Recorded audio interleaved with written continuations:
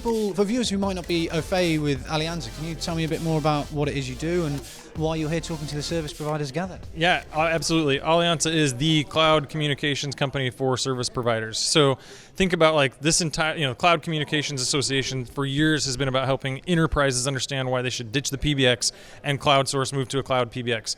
Alianza is helping service providers eat their own dog food, so to speak, and say, ditch the soft switch, cloud source your entire voice network. Okay, wow. So your messaging is completely this is the perfect event for you, effectively, with the service provider. Absolutely. It's a killer event. The message really resonates. It's a great time. I mean, we're kind of riding the long arc of transition from prem-based applications, hardware, software, to cloud source that network. And I know something you talked about there is ditching soft switches. And I know a premise that I've heard from you guys is asking service providers to ditch the box. So I was hoping you could tell me a bit more about what the idea is behind that. Yeah, look, the idea is really simple. It's take that same message that we've all been out peddling for a decade to enterprises to help them figure out what are the economic reasons, what are the operational reasons, what are the control reasons and visibility reasons to ditch the PBX.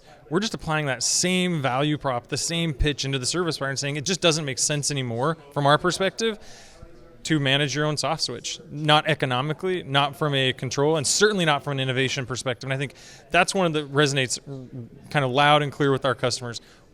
Anymore, it's untenable to think that buying a soft switch in 2019, managing that soft switch for 5 to 7 years, and then upgrading to the latest version of that soft switch is going to give you a competitive advantage.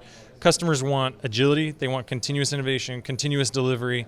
We're microservices. We're agile. We're rolling new code every day, not every month, every quarter, every 5 years. Like, there's a big difference. And I think for service providers to compete effectively, they need a partner. They need an underlying platform that's going to innovate with them as fast as their end users are requiring. What are the differences, or why do you think maybe the message got through to the enterprise maybe slightly quicker than it did to the service provider market? Ooh, good question. Look, we love service providers. They butter our bread. We work with over 70 service providers in North America. But my one criticism of service providers is they're slow. They're slow to adapt. They're slow to move. And so I think part of it is just voice for them is they're innovating at the far edge on voice, not the near edge on voice. And they're managing multi-play back offices. So you think about the enterprise, they can move 100 customers, 1,000 customer or users, employees, right? Much faster and probably lower burden. And it's not a core part of their business.